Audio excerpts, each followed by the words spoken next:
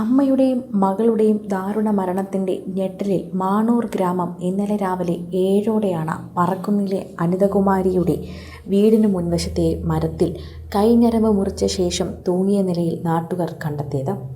തുടർന്നുള്ള അന്വേഷണത്തിലാണ് എല്ലാവരും ഇതിനെക്കുറിച്ചുള്ള സംസാരവും അതുപോലെയുള്ള എല്ലാ വാർത്തയും പറയുന്നത്.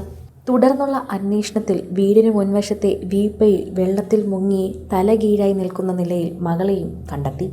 ഉടൻ പോലീസ് വിവരമറിയിച്ചു. 1 വർഷം മുൻപാണ് അനിതകുമാരിയുടെ ഭർത്താവ് ഗോപാലകൃഷ്ണൻ മരിച്ചത്. ഇതോടെ മാനസികമായി തളർന്ന അനിതകുമാരി ആരുമായും കൂടുതൽ അടുപ്പം പുലർത്തിയിരുന്നില്ല. ആരോടും ഒരടുപ്പവും കാണിക്കാതിരുന്നപ്പോൾ തന്നെ എല്ലാവർക്കും വളരെയധികം ചർച്ച ചെയ്യേണ്ട ഒരു വിഷയമായിരുന്നു അത്. എന്തായിരുന്നു അവരുടെ പ്രശ്നമെന്നറിയില്ല. എന്തൊക്കെയോ മാനസിക പ്രശ്നങ്ങൾ അലട്ടിയിരുന്നു എന്നത് ഇപ്പോൾ തോന്നുന്നുവെന്ന് ബന്ധുക്കൾ പറയുന്നു. എന്നാൽ ഇപ്പോൾ അത് ചിന്തിക്കുമ്പോൾ തന്നെ ഏറെ വൈകിയിരുന്നു എന്ന് പറയാം. മാനസികമായി തളർന്ന അനിതകുമാരി ആരുമായി അല്പം പോലും സംസാരിക്കാറില്ലാതെ പോയപ്പോൾ എടപ്പാളിലെ സ്വകാര്യ ആശുപത്രിയിൽ ജോലി ചെയ്യുന്ന മകൻ വൈകിട്ടോടെ ജോലിക്ക് പോയിരുന്നു. പോകുമ്പോൾ പതിവിലധികം സ്നേഹം പ്രകടിപ്പിച്ചിരുന്നതായി മകൻ ഓർക്കുന്നു. പിന്നീട് പുലർച്ചെ 1:30ഓടെ വിളിച്ചു. രാവിലെ ഭക്ഷണം കഴിച്ച ശേഷം വന്നാൽ മതിയെന്ന് മകനോട് പറയുകയും ചെയ്തു.